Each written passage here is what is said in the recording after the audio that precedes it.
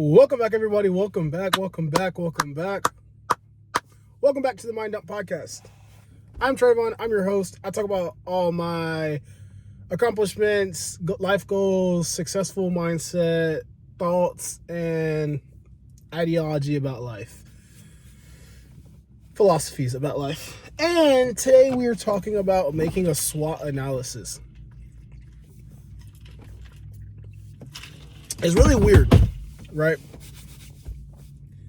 A SWOT analysis. Why would you ever need a SWOT analysis?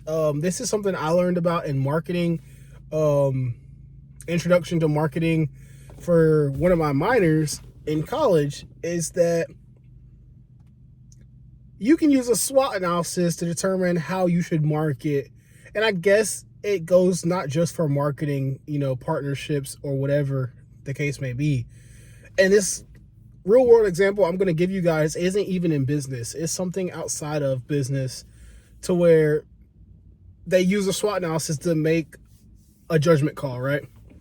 And so I was watching an Instagram reel one time, and I scrolled past this girl, and she was talking about how I know if I want to date a boy or if I want to go out with a guy or something along those lines, right? And she was saying, I make a SWOT analysis. And I was like, hold up, because I've never thought about it like that. That's so interesting that she said that. That maybe it's not all about how they make you feel, more or less how they can contribute, right? Because SWOT analysis doesn't take in consideration like the psychology behind liking people or interactions. It just takes in strengths, weaknesses, opportunities, and threats. So if you consider people as if they were business deals, and that's for anyone in your life, as if they were a business deal, right? Then you get their personality or whatever on the side. So this is pretty much classifying people by how well they can benefit you and your opportunity to grow and be successful with these people, right?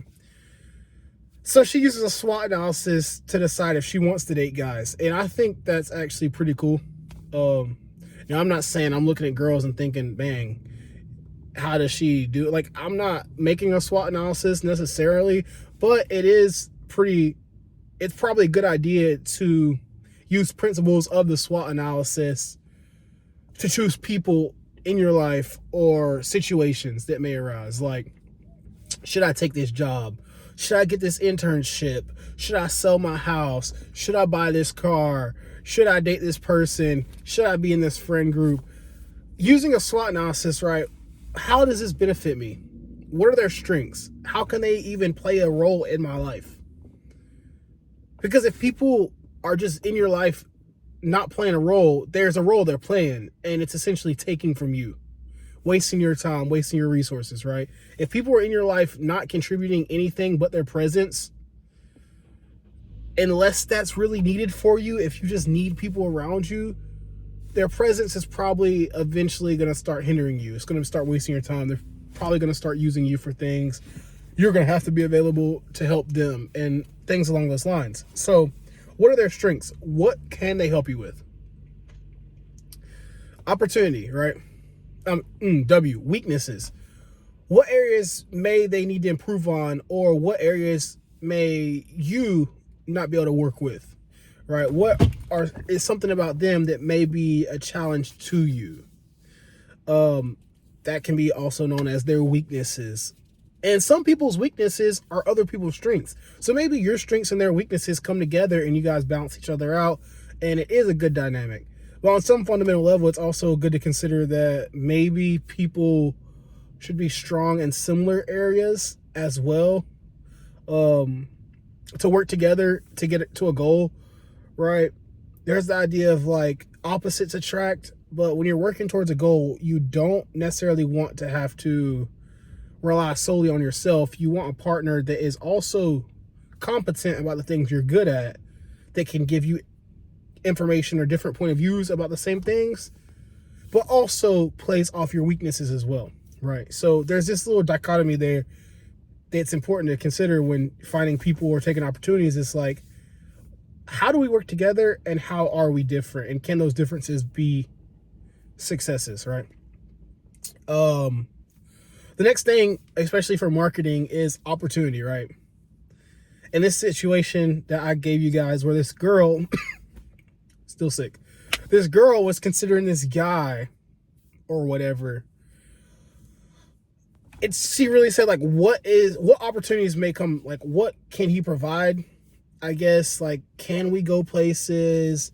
Does he have a family in Alaska that may have, like, resources? I guess I can't understand this from a woman's perspective, because I don't understand what opportunities he may bring her apart from his career goals, or maybe he likes to travel or something. I don't know what opportunity she was really talking about, but maybe you guys can think about someone you're considering or opportunity you're considering.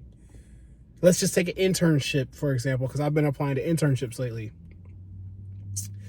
I want to take an opportunity in an internship that's going to help my career, not something abstract that's meaningless, right? It doesn't help me to get a summer worth of experience doing art fair research or art gallery creations or something like that. You know what I'm trying to say.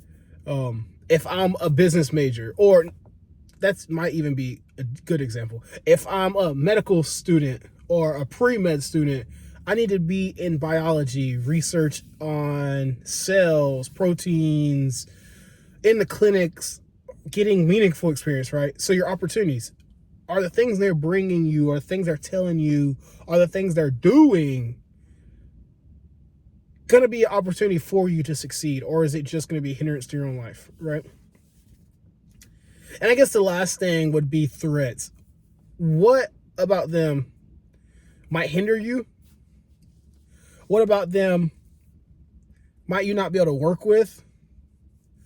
What about them?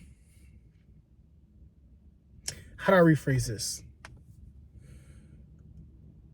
What about them may you guys disagree on? Because weaknesses doesn't necessarily just mean you disagree. You can disagree, but doesn't mean they're weak. I would actually classify a weakness as, a threat as a disagreement, right? A threat to your own mindset, a threat to your process. And not necessarily that this threat is bad. It's just a threat to the way you are, right? Maybe you're quick-tempered and the other person is an antagonizer. That's a threat to your mental state, because you're going to constantly be at conflict. Maybe you like to be a leader and the other person also likes to lead too. That's also going to pose some conflict if one person can't actively choose to step down. And there are situations where people choose to work together, or it doesn't matter who's in control. We both do it. Don't even want to get into the evolution in biology and the religious side of that conversation of who should be leading, who shouldn't be leading in a male-female relationship, because then you take in consideration there's not just male-female relationships. And then there's females smarter than their male partners or more hardworking. And then there's some men that think that you shouldn't use females for advice. You should never open up to your woman. You should never cry. You should be a rock and just never, you should be the most stoic person ever, because women can't see you have feelings. Because as soon as she sees your feelings, your woman's going to leave you for someone else who never cries. Hate to tell you, that's not your woman. That's your girlfriend. Don't let your girlfriend stop you from finding your wife, essentially. Get rid of that mindset. So, your SWOT analysis: strengths, weaknesses, opportunities, and threats. Subscribe, watch, leave a thumbs up, leave a comment, let me know if you like this video, guys. Stay out there.